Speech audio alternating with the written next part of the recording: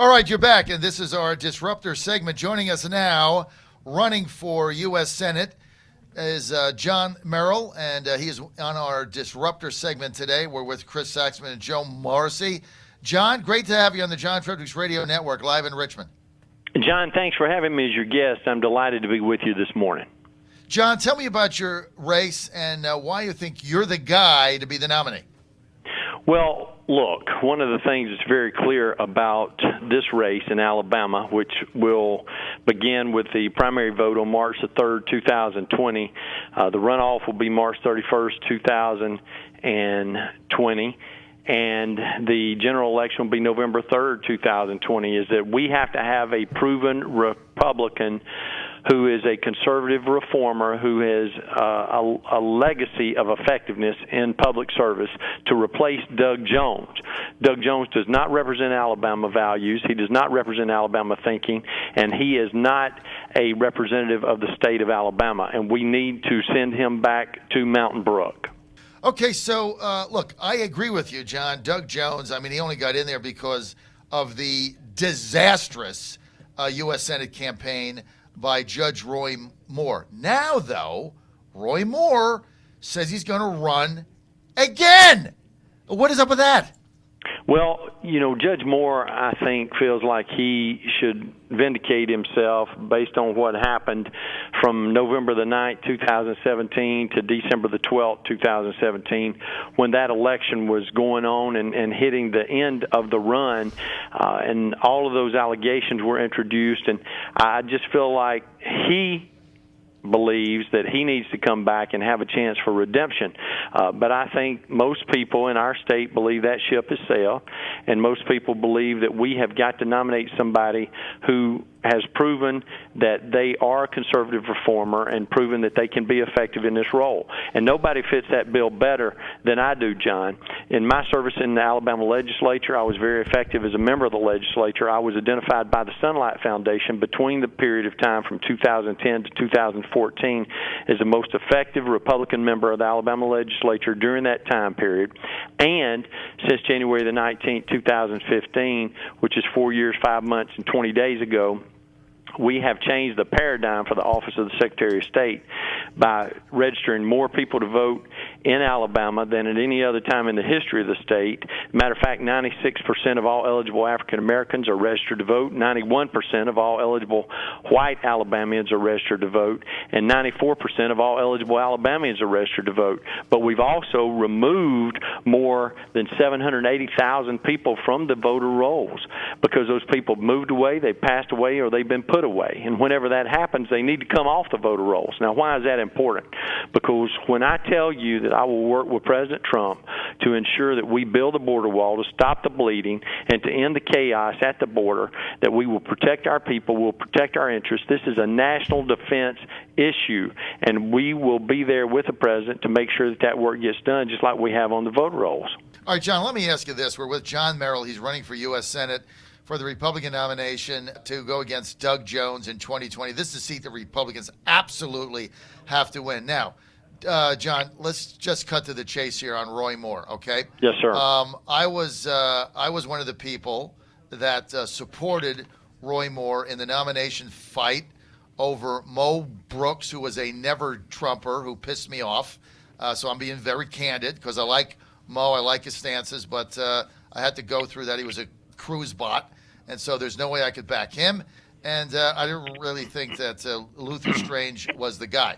So me and Bannon and others backed him. I went down there. I did my show live in Montgomery, wherever his base was. We did our election night day show, yes, the sir. day of the primary. We backed Moore. Now, this was before any of the nonsense came out about what he did, all right? Yes, sir. Now, having done that and had egg on my face and seeing that election play out and seeing Doug Jones win, that was probably one of the stupidest things I've done in my life ever in politics. So I want nothing to do with Roy Moore. And if he is the nominee again, he will lose again, John. So now what I'm concerned about is yourself and Tommy Tuberville and others splitting the rational vote, right? And then Roy Moore sneaks in with another 32% and ends up losing to Doug Jones. Tell me how you guys are going to stop that from happening. Well, one of the things that you have to remember, John, many people are familiar with Judge Moore and his electoral history, and one of the things that's clear about Judge Moore in our state, Judge Moore has 100% name recognition, and people know where they stand on Judge Moore. So you don't have to make commentary about where you are with Judge Moore and his position. I think it's been very clear the people of Alabama have spoken about Judge Moore and his candidacy before, and they'll have an opportunity to have that again in March of 2020. But there's a couple things that you need to remember. Now, Judge Moore was successful when he ran for Supreme Court Chief Justice in 2000. He beat the Republican establishment candidate. He ran again in 2012, and he beat two people who were very popular. One was the Republican establishment candidate. Another one has been a former statewide office holder. He defeated both of them.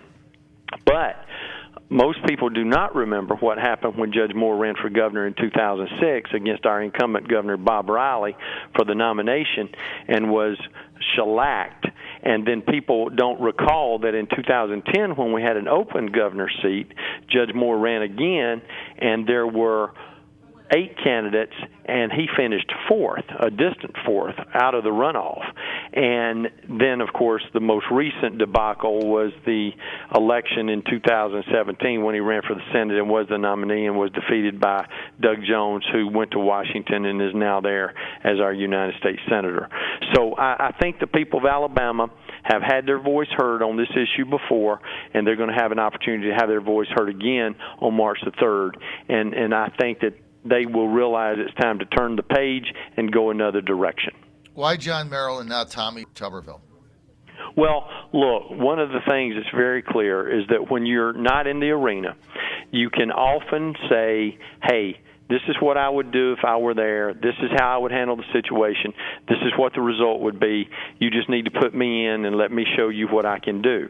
Well, that opinion as a political leader or a potential political leader is no different than one who sits there watching the football game on Saturday, and then after the game is over on Sunday at church and on Monday on the radio show and on Tuesday night at the community dinner is telling people, look, if I was a coach over there, this is what we'd have done, this is how we would have done it, this is what the result would have been.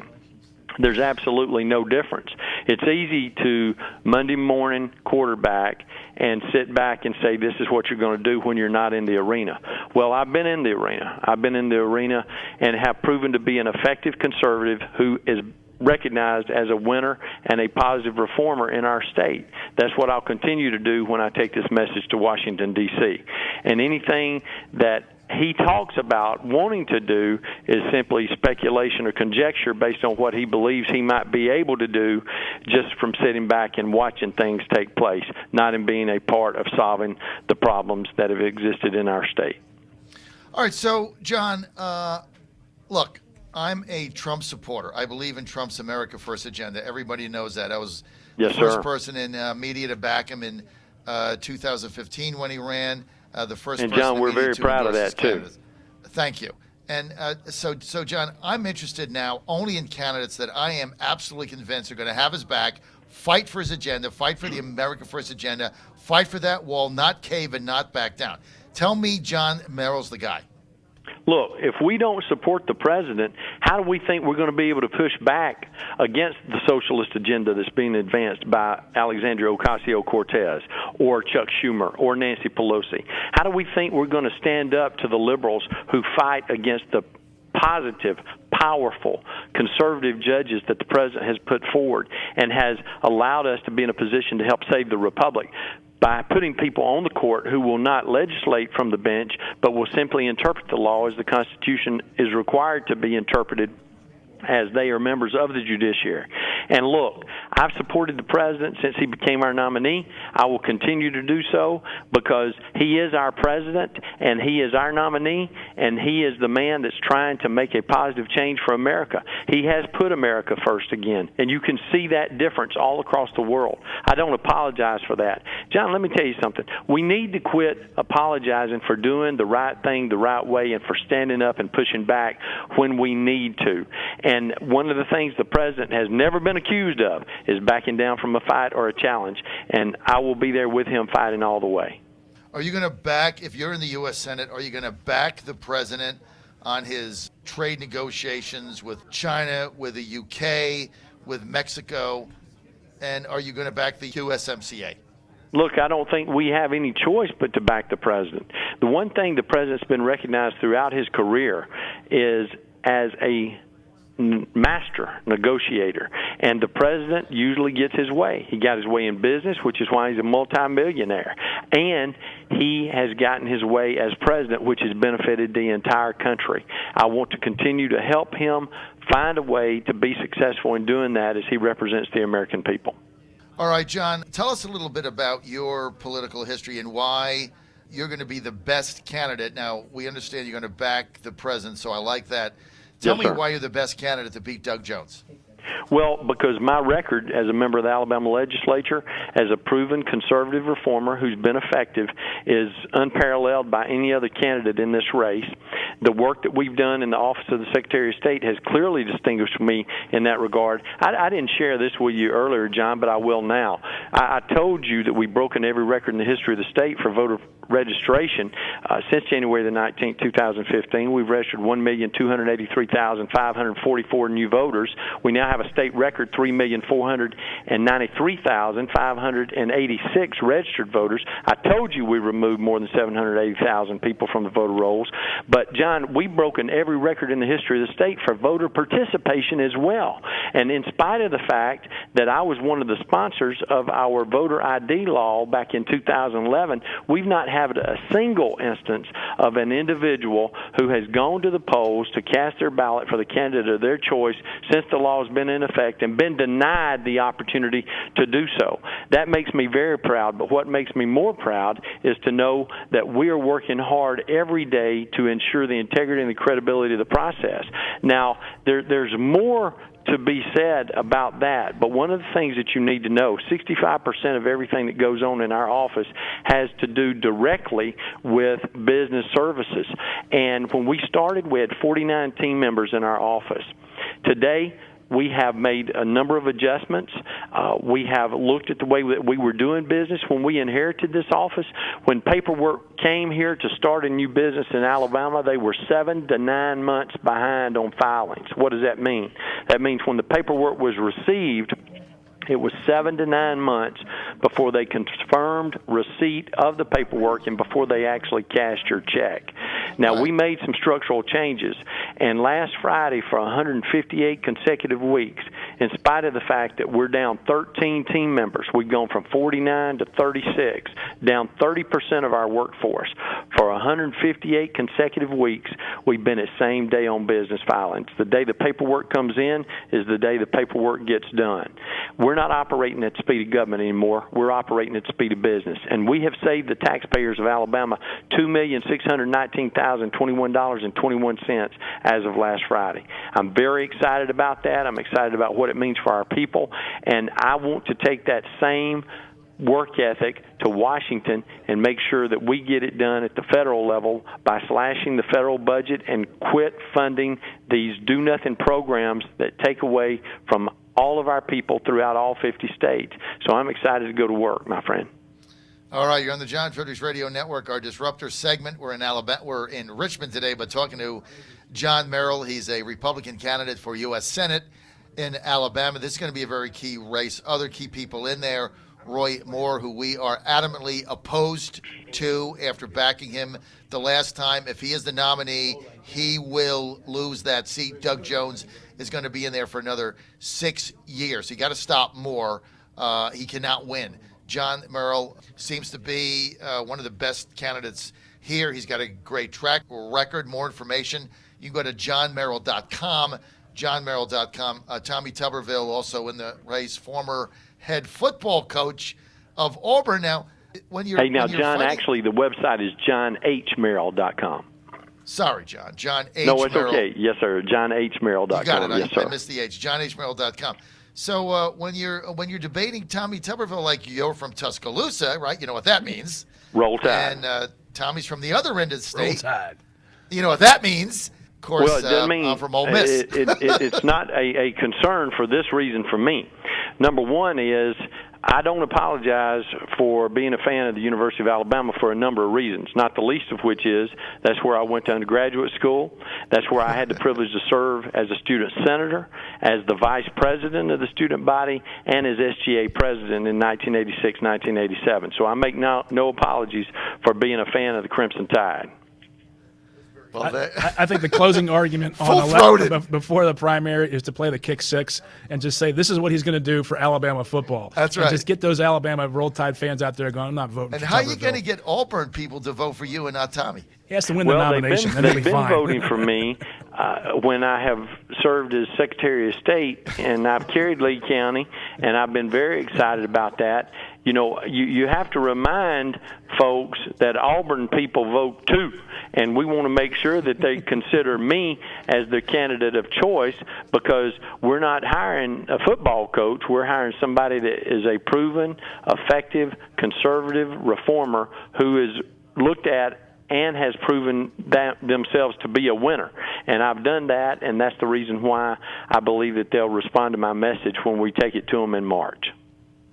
All right, John Merrill, fired up about There you go. He's a good candidate. I don't know if this will work in your race, John. It's Chris Saxon that served in the Virginia House.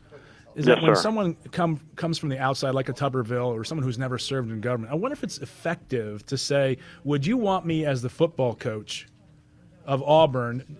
So you make that play as like I am just I'm as running for Senate, not football. Right, but I've already done Chris, this. I have look, that's one of the things I shared a few minutes ago. I mean, I know a lot about football. You know, I go to football But you're not games. gonna be a I coach. played football. I can design plays. I can design defensive to stop certain plays, but I don't think any Auburn fan in this state would want me to be the head football coach at Auburn University.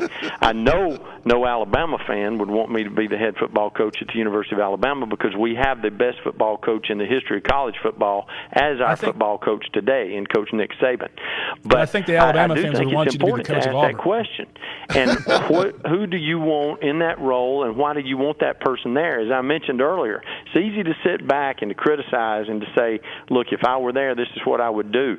But until you've had to sit across the table from somebody that has a different opinion than you when you're trying to structure a bill, I mean, ask him how many bills he's written. Ask him how many bills he's passed. You know, one of the things that's always frustrating to me is when you look at some of these members of Congress or you look at some of these United States senators who've written books, and in the back of the books they'll write down all the bills that they've sponsored, that they have put into play in the Congress. I don't want to know how many bills you've sponsored. I want to know how many bills you passed. That's the key. And being effective and being a conservative reformer who's a proven winner is what this race is all about, because we need somebody to beat Doug Jones, and we need somebody that's going to return that Senate seat to the people of Alabama, and that's what John, I intend to do. I love your enthusiasm. Go to johnhmerrill.com in our Disruptor segment trying to get rid of Doug Jones. We don't want Roy Moore. He says, hey, I'm not running for football coach. Let Tommy Tuberville do that. And I got one thing to say to you, John. Yes, Go sir. Rebs. John, that's my final line. Smack him in the mouth. Go Rebs, Johnny. Go Colonel Rep. John, thank you for being on the John Fredericks Radio Network. Go Rebs, John. John, thanks for having me as your guest, partner. We'll have you back, John. We'll have you, but we're going to get Tuberville on, and we're going to play some of your clips back to him and give him a chance to respond. Then we'll have him back. Either way, if I get any whiff that Roy Moore can possibly be the nominee, we're going to go down there and try to help whoever can win. Hopefully that's John Merrill. John, thanks for being with us. Go to johnhmerrill.com, johnhmerrill.com.